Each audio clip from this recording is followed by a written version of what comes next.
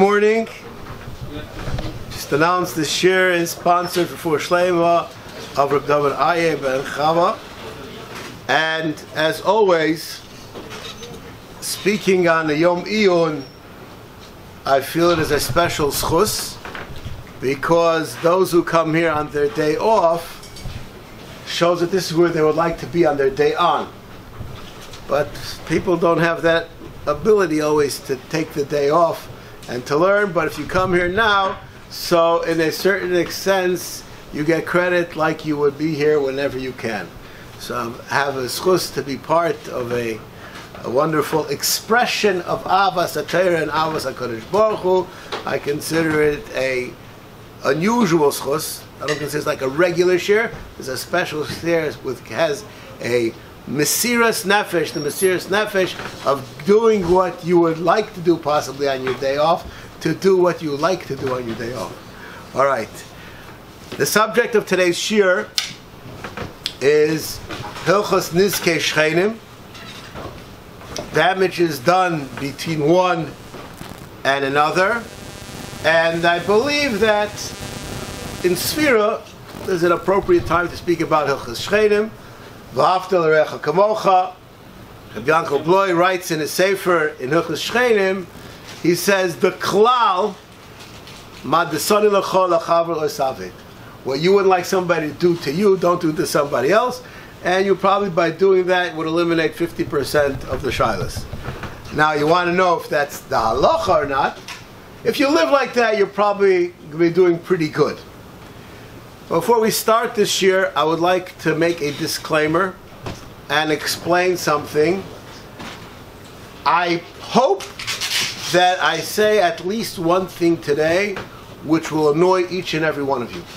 At least one. And this is based on a vort that I heard once. Fascinating, the Gemara. The Gemara says that a person wants to be machkim, yasek b'milud din azokin. Three things, the brachas, the zakin, or ovus. And the question is, why when a person is involved in hilchos nezikin, does that make him more of a chacham than being involved in tahiris, than being involved in kotshim? What's so exciting about hilchos nezikin? And I heard the following explanation, which really rings true to me, though I don't believe this is the real reason, but I do believe this is on the way to the real reason. Person wants to build an Erev. So he goes over to the Rabbi, he says, Rabbi, can we build an Erev over here? So the Rabbi says, what do you think? So he says, Rabbi, I have no idea. Okay. Person is wearing his tzitzis, they get cut in the door, and the string gets ripped off. So he goes over to the Rabbi and says, look, I lost one of my strings, are they kosher or not? So the Rabbi says, what do you think? He says, I don't know. So what do you think? Is it kosher or not? He said, Rabbi, whatever you say is fine. We have no pre-existing knowledge on the subject, and whatever we're told, we will assume that it's true, and it makes perfect sense to us. It really doesn't make any sense to us, but we have no reason to object to accepting the psak that we receive. If I were to tell you, just making this up, a guy stopped short on Chovai alone and the guy back-ended him, what do you think the halacha is? I don't believe there's a person here who doesn't have an opinion. I would say, what do you think? What do you mean? I have all kinds of answers and explain what you have to say. Why is it that you've learned more of Choshen Mishpat than you've learned of Hilchos Tzitzis or Hilchos Erevin? I doubt it. If anything, you probably learned more of Hilchos Tzitzis than Choshen Mishpat. So why is it that everybody has a passionate answer and understanding of Choshen Mishpat, and they find it difficult to accept that which they're told if it doesn't conform to their pre-existing mistake? Why is that?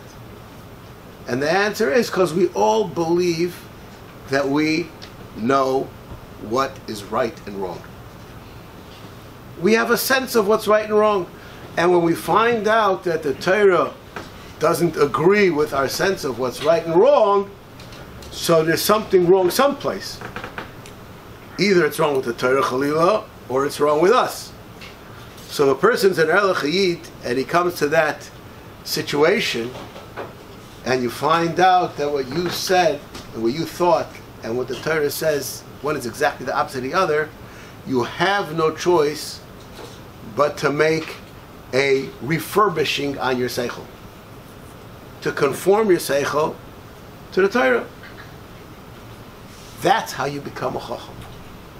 Just to be a yes man, the tzar kosher, the apostle, the erev, you don't have to adjust anything in your life. Just have another idea. But you're the same amount of intelligence and chachma as you had before. You just have more information. When you learn Chosh and Mishpat, you get in tune with the das Torah of how a person is supposed to think. So,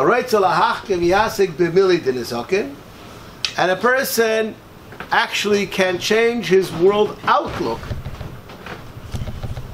by learning Hilchos Nezigin.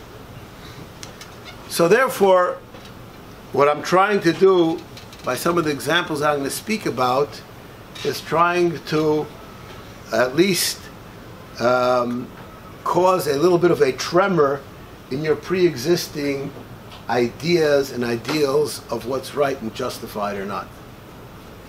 I would just like to use a simple word. To justify something means that what you said isn't exactly right, and you have to tweak it a little bit to get it right. If something needs justification, that means that it's not exactly right. So if you have to justify what you're saying, that means you understand that there's at least some kind of a hole in that what you're thinking. So we're going to try to discuss some of the aspects and see how far that we get. I'm going to start with some questions on Chosh Mishpat, which I was asked recently, and discuss some of the spokes that come out of these hubs. Someone wanted to build out with a rishayon, and a neighbor came and he said that you're going to build out, you are going to cause me hezekriya, which means you'll be able to look into my apartment, make me feel uncomfortable, and I don't want you to do it. And he wrote a letter. The person received the letter, and he brought it to me, and he says, Rabbi Zachariash, what do you say? So I said to him, there's nothing here that holds any water l'halacha. So he said, so what do I do? I said, I don't know. I can't answer that question. I don't know what to do. Speak to a friend of mine who's a dayan Chosh Mishpat. Hilchos Shchenim is his expertise. And tell me what he has to say. So this friend of mine calls me and says, you know what I did today? 2 things. I married off my son, and I went to visit this person who sent me to his house to eyeball the situation. He said, I was there. The person has no taina. Aval ko'evlo! You have to mollify the person. This comes from years, decades of being on Beis Din. This small fire may become into a major situation. Work it out. That was his piece of advice. It says technically the guy has no taina. Work it out. And we're in the middle of working it out. Now, what would I like to discuss? Another question I had to do with hezekriya recently. Somebody, this is a true story, somebody had an apartment that nobody could really see into it. And the person who lived in the next building had a merpeset which wasn't really used. He closed in the merpeset, and now it looks directly into this person's bedroom. And he told the person who bought this apartment, if you're going to use that room, there's a halacha in Shulchan Aruch of hezek chalonos. Make sure you aren't mazik me. So a person said, this is a true story, Tafshin Peikimu. For sure. What did he do? The window was 1 meter by meter. He made it 2 meters by 1 meter. And the person said, what are you doing? He said, it's not going to bother you. He came to me and said, what's the halacha? I said, I don't know. So why don't you know? He said, because the halacha of Hezekriya, of Chalonis and Glossas, the minig is not like Shulchan Aruch. And many times the minig overrides Shulchan Aruch, and therefore, I don't know. Said in Shulchan Aruch the person has no right, they'll report it, but could be the minig allows. So could you find out? So I said, okay, I'll call 2 dayanim, and I knew in advance, I'll call 2 dayanim and get 2 different answers. One dayan tells me, he says, Al pi halacha, he has no right to do it, but the minig is he's allowed to do it, which is basically, I wasn't so surprised. I called the other dayan, and the other dayan said, tell me the exact particulars. And I'm now sharing with you what's called back office work in a Beis Din. And he said, in your case, even though the minig may be that you don't have a right to stop him, in your case, halacha overrides the minig, and you can stop him. Why is that? Because there's sometimes communal needs. People live in these very small diras, and there's no space, and there's no choice. So because of that, the minig looks the other ways. In this situation, the person wasn't building a dira, he was expanding a dira to make from a 1-story dira, a 2-story dira, and he wants to have a panoramic roof. And that's just for his convenience. It's not necessity in halacha, windows, they have a necessity for light and air.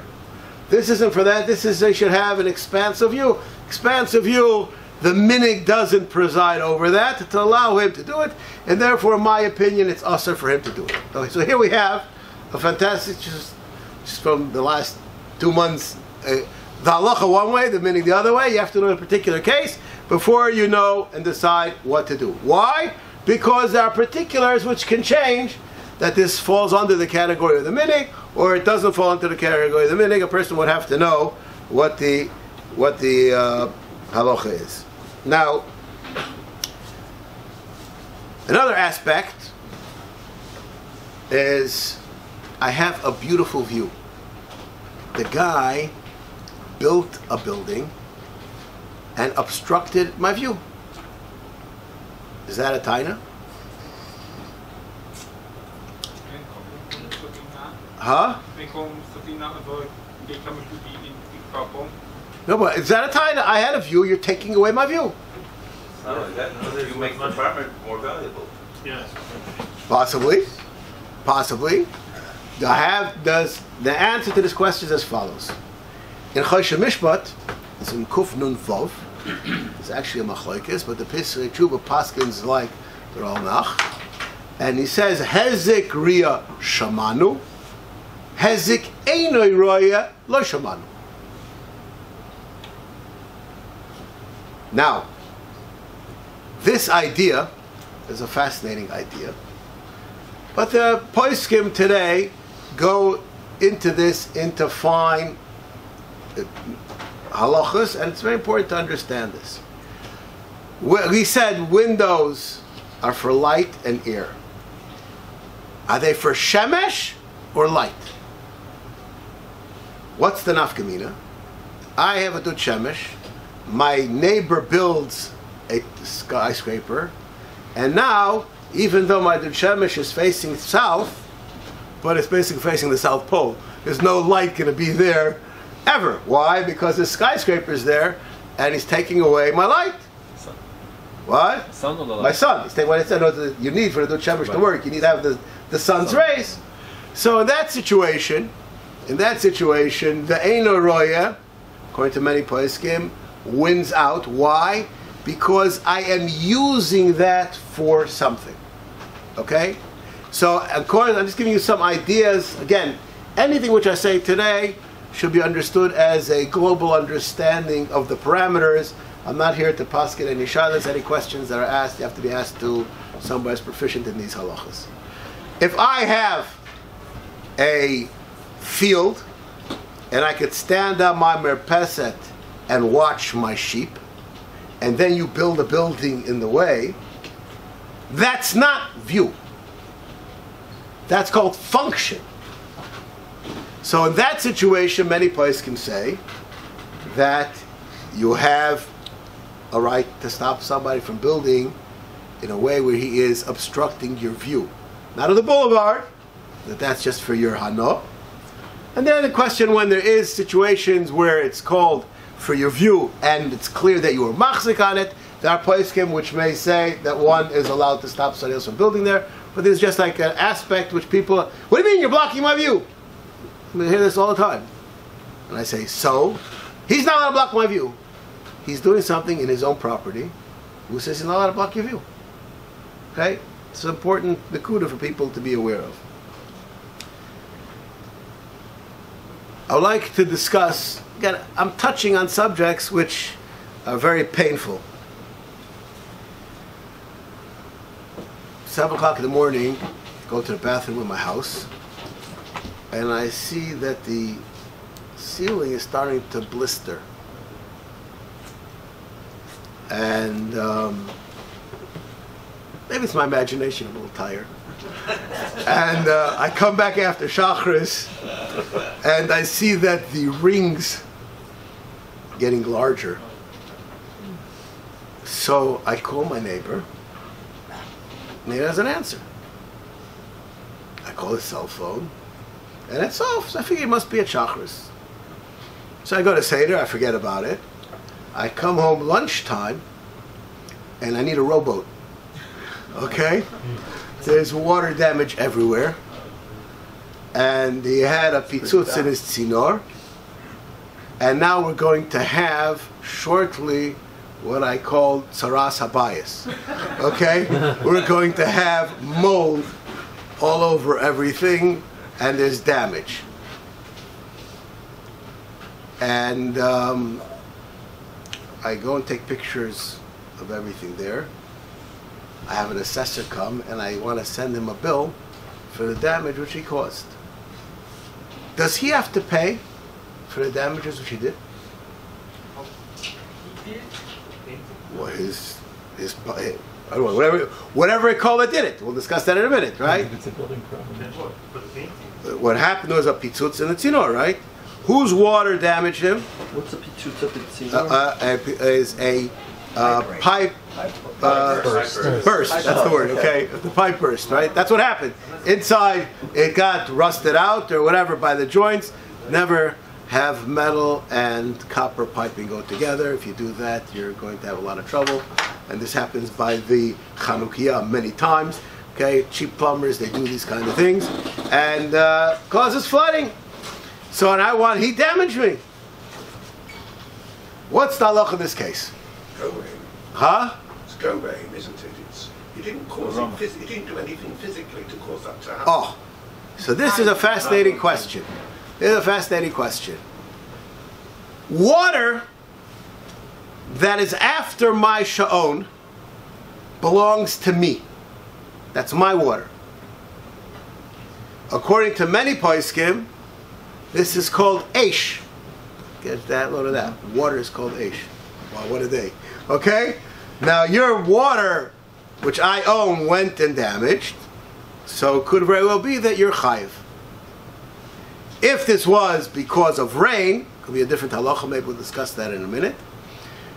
And the halacha is if my momon is mazik with eish, and I'm a oynis gomor, I'm pater from the damages. There's no reason why my neighbor should have assumed that he's going to have a pitzutz in his tzinor. There's no a bursted pipe. There's no reason why he should assume that's going to happen. And therefore, the halacha is clear in Siman Kuf Taf Yud in Chodesh Mishpat that, again, I'm not paskin, just like this is what it says, that if the person was told and he could repair the damages of his the moina hamazik, then he's chai for the damage that happened afterwards. But if until he knew about it and had a chance to fix it, so he's pater. So who has to absorb the cost of that damage? The guy on the bottom. Okay? And this is, it's not fair. Maybe, but if you got on the top, you think it's fair. Anyways, but Echshahu, for some reason, you get asked the question by the guy on the bottom, not the guy on the top. So that's one situation. There's another situation that happened by rainwater. Rainwater doesn't belong to you, and there the halacha would possibly be different. But this is an important idea. Anytime there's something which is done, or it's done even with grama, and then it wouldn't be called your responsibility, though one would be chayiv bidei shamayim. No. If he's not responsible for it, is his insurance responsible for it? I would like to answer that question in general. Until, I think around the year 2000, maybe 1990, it was possible I could take out an insurance policy on your property. Insurance has absolutely nothing to do with damage. It's a statistical chance that this and this happens, so somebody will pay me for that which happens. And when insurance policies were made originally, it didn't have to be your thing at all. Recently, the laws changed on this issue. But technically, and this could very well be, when somebody damages you, according to our Shemesh and other poskim, somebody damages you, you can collect from him, you can collect from your insurance company. 1 second. Why can you collect from your insurance company? Why not? Because they're two totally different venues of collecting. Nowadays, most insurance companies, they have a clause in their thing that if you're going to get reimbursement somewhere else or some other policy, then they're not going to pay. So, but the mechanism of insurance has nothing to do with the mehazir. Okay, so this is not the person on the bottom's interest. The person on the bottom is asking for the person on top's insurance to pay for it. So, how does he access that person's insurance? Is supposedly, so the person on top won't have the great loss. The insurance is supposed to cover him. But if the person himself would not be chayav, could you have a claim against his insurance? I understand. I'm going to answer a question, a simple question. Okay, there are many things which happen in halacha, which al pi halacha you're pater, and all the dayanim say that you're allowed to collect from insurance, and even allowed to collect from insurance many times, even if the way that they do it is by going to court, because it has nothing to do with your monies. You have a way that it's, he hit my car, and so what happens? I collect from my insurance company, and my insurance company sues his insurance company. That's what happens, right? No, I have nothing to do with him. I couldn't care less about him. That's not my thing. And how they run their business, that's a separate issue. They have to make sure I get my money. How they go and collect their money, that's a different subject. I'm not getting involved in how this works, and it's not called going to Arkos, but there's a way that this works, and therefore many times going to insurance may be done even though halachically there is no claim. However, many times when you do that, you cause the other person's premium to go up. Then there's different, so that depends exactly on what's going on, but he has no reason that he has to be maf'il his insurance, because I'll just tell you, I know of a situation that happened. Somebody was visiting their parents, and the grandchild fell and had to get stitches, and the grandfather said, "Please sue me." Okay? So the son or son-in-law sued his father or father-in-law, and they collected $100,000, and they went 50-50. Okay? Eza shutafut. Is that permissible? I'm not ready to discuss whether it's ethical. What? Yeah, but there's kosher business and there's kosher business, right?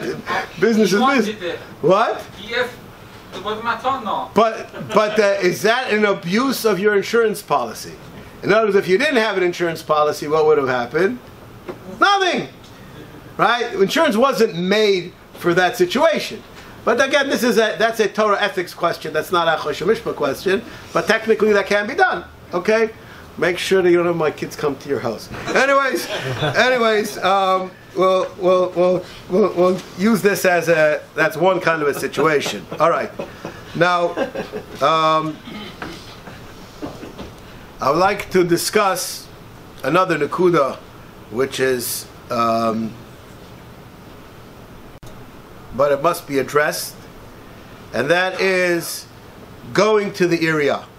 Somebody's making bniyah that you don't like, and you want to go to the area to stop them from building. Is one allowed to do that or not? Okay. In other words, the guy's doing it without a short. He's doing it without a rishayon. That's no, he wants to get the rishayon. Well, I'm not. I'm talking about right now. He's doing without a rishayon. We'll get to that case in a minute. That they have a pirsum. It's fine. Now, we live in a society that there are laws that govern us.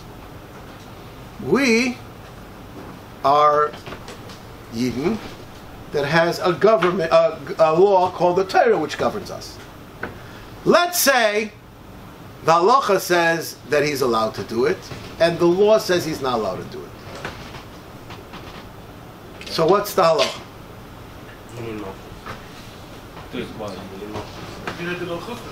Oh, Dina de Malchusa does not apply to all halachas. Dina de Malchusa applies to things which have to do with the runnings of a country. It's a Chuvas Rashba, and it's actually brought in Shemesh B'Tzimon Chavav. Not everything goes by Dina de Malchusa. Okay? And many times in this situation, the halacha would be, I'm just giving a broad thing, that halacha doesn't have to listen to the law, and a person who goes to the law to take away from someone who has a right al pitera is called like a gazlan. He's lacking a kiyum of mitzvah Ahavas aveda. Rabbi Iyun says, I'd like to say something which is a fascinating idea. Forget about anything I said till now. It's good to come here just to hear this. You're walking down Rehov Lachish at 10:30 at night, and you see a car with the lights on. Is it a nice thing to go and knock on doors to find out who the car belongs to, or is it your obligation? Rabbi Iyun says you have a chiyuv, that means obligation, to knock on the door and find out whose car it is. Why? Because if you leave the lights on in the car overnight, he's going to drain his battery, he's going to incur a loss. And this is included in the chiyuv of Ahavas aveda.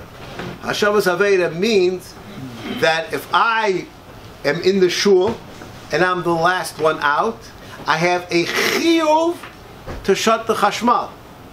Ahavas aveda. Any time that you have the ability to save somebody from loss, Rabbi Iyun says you have a chiyuv of Ahavas aveda. It's not Ahavas aveda, but any kind of having somebody not lose something. So at 10, what? How far do you have to go? Like if you knock on 2-3 doors, they don't. So it's not theirs, and they don't know who it is. Okay, so I'm going to answer. I'm going to answer your question to the best of my ability. I gave the situation that it's 10:30 at night. Why did I give the situation at 10:30 at night? Because at 10:30 at night, most of the cars that are parked are local. If somebody, what? If not, I'm just saying. Don't interrupt. Don't interrupt. At 10:30 at night, the chances are 90% that by the second or third door that you knock on, you will have an answer whose car it is. Okay? So I don't accept your question.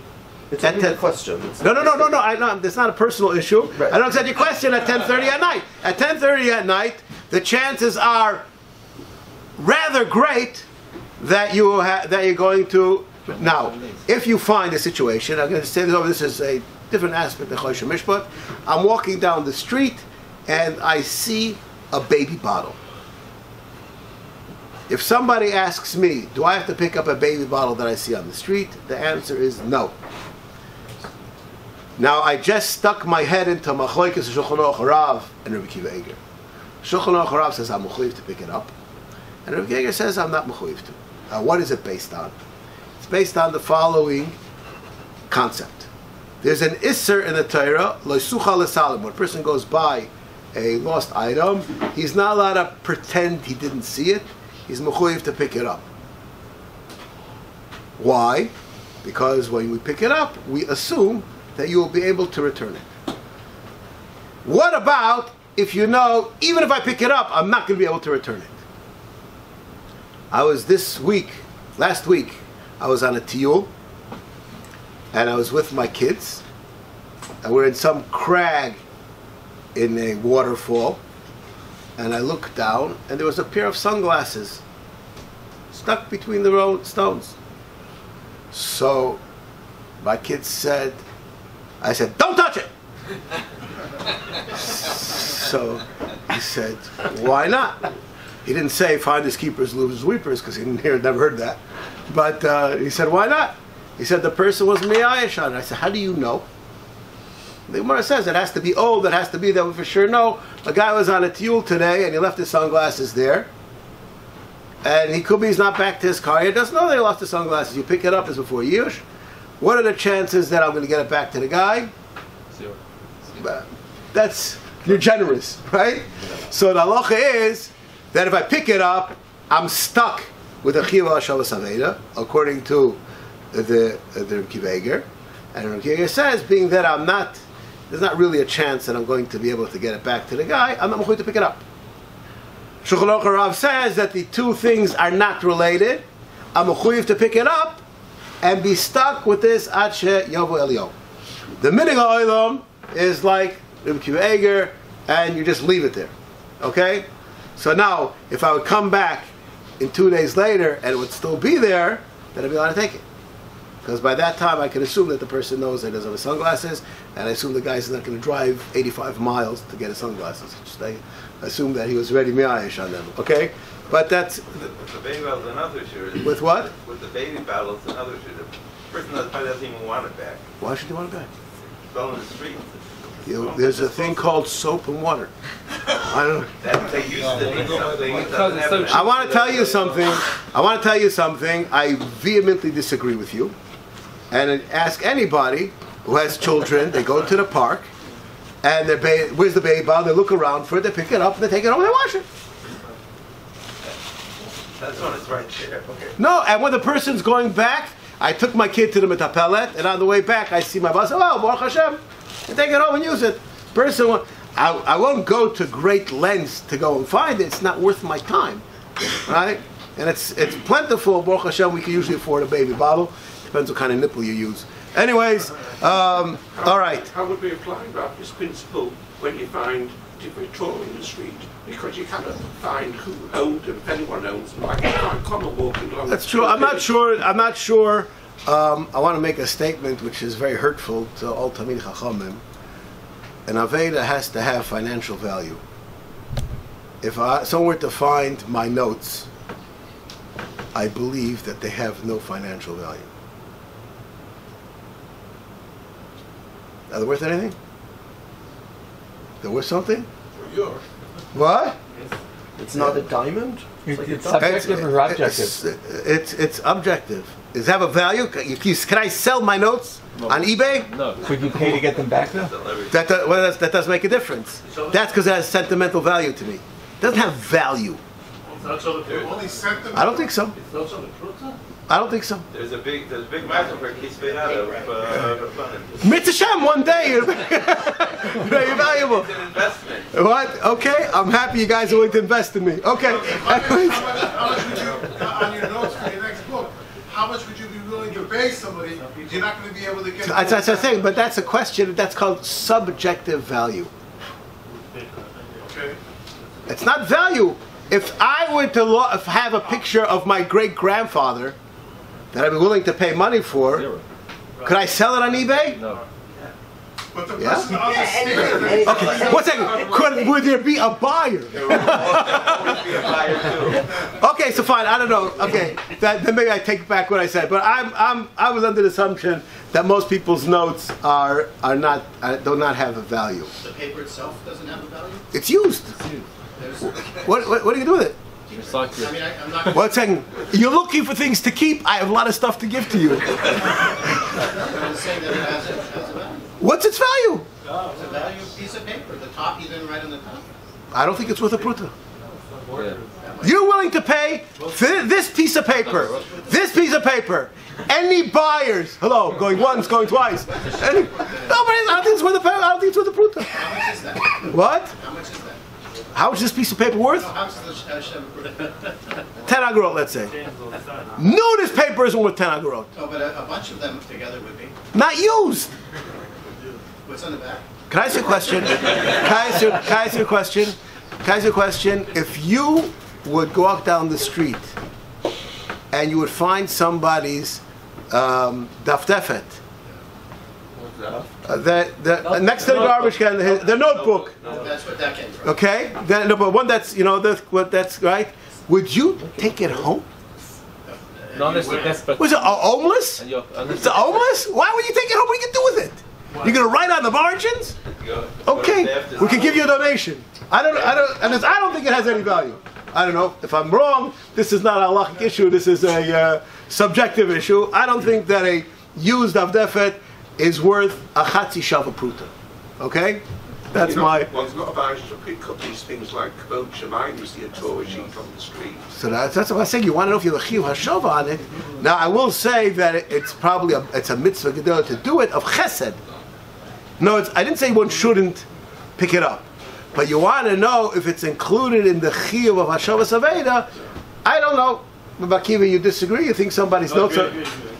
Well, no, don't give up. Tell me the truth. I don't think. No, the Rav is worth. Maybe. Whatever. I don't. Okay. Anyways. But yes, you should pick it up. Chiddushei Torah should be picked up. I don't think you have a chiyuv hashava on it. And is it apparent on these notes that it's Rav Zacharish's notes, or do they just look like? Even I can't read it. But it's not. Maybe somebody would know my handwriting. My chavrusa would be able to tell this is why.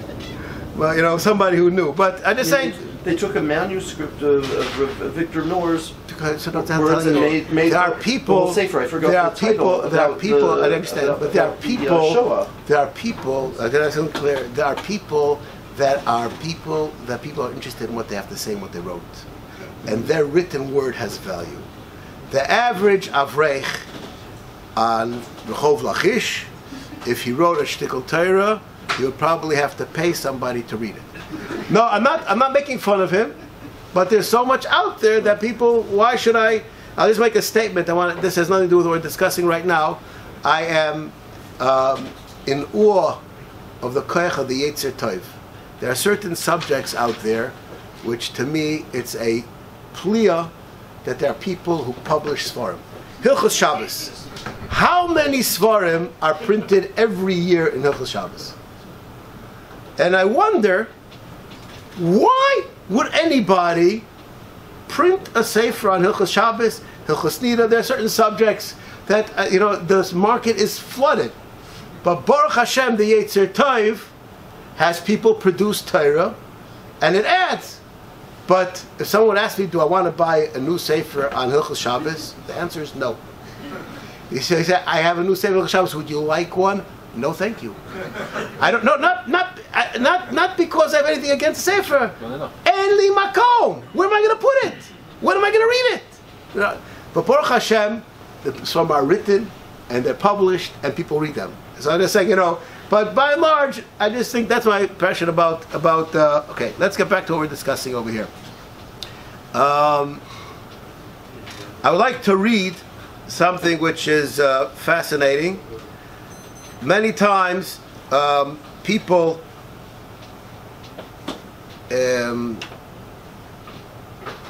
have others who want to open a store,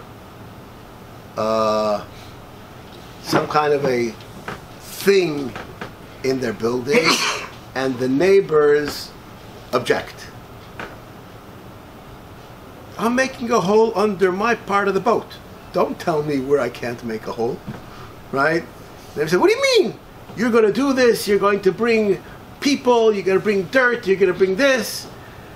What is the halacha, the general halacha, about a person making a store or a gan or a shul, whatever, a something in a private building.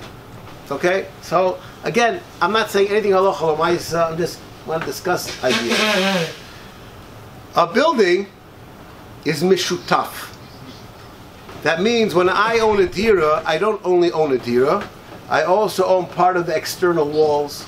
Anything that happens within the confines of the collective property, I am a shareholder in that.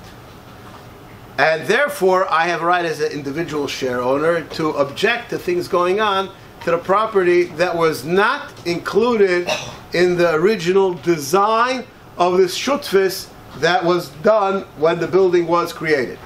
Therefore, first thing which I'd like to make clear, the Vad HaBayis goes by Rov. The Vad HaBayis will vote, should we paint or shouldn't we paint? And Rov people say paint, and me people say don't paint. So the halacha is, the people who said don't paint have to pay to paint. Why? Because you go basarov. Let's say that, I don't know if this is 100% correct by halacha, but I believe it's so. Somebody lives in a building over here and decide that they want to put in an elevator. And there's one person in the building that doesn't want an elevator. Can he object? The answer is yes. Even though he's only one person and 95 dairim want it, because when this shutvis was made, it wasn't in the mindset that there should be an elevator. It's not a regular thing to put elevators into buildings. So therefore, every shutif has a right to be a naysayer, and his naysayer is enough to support the project. If it's something which is normal, so then the original shutfis of the Vad HaBayis was given the power to judge by the majority. So not everything goes by Vad HaBayis, and you have to know what's in and what's out. Actually, a person wants to do something in his own private heart, it may affect other people in the building. So I would like to share with you, the Gemara basically says, anything which is called a kvar mitzvah, there is room to say that it can be allowed and people don't have a right to object. Again, this is a general rule. There was a din Torah this winter in Yerushalayim on this exact subject, and I would like to read for you a psak of Beis. This is a real psak of Beis that happened in Yerushalayim this winter. Kupat Cholim wanted to open in a building, and just some of the fascinating parameters of the question. You know, you have a doctor, so let the doctor go and see the patient. What about if you have an MRI machine? You know, you can't carry that with you wherever you go. Right? There's certain times that you have to have the patient come to the office because it just doesn't happen. You can't go. You have to have them come there. And the Kupat Cholim is one of those kind of things that has all kinds of equipment that has to be there. So I'm reading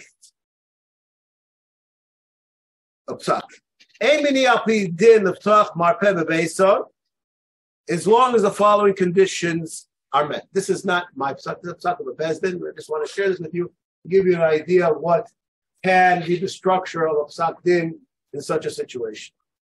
Haknisa tibaneh besof hageder v'lo b'shetach haknisa amishutefet. This is a kupat cholim which was on ground floor. They have to make a private entrance, and the people will not use the communal entrance into the building. The kupa will close the doorway that goes from the apartment building to the cheder madrigot, so that there's actually no isha, to get there at all. And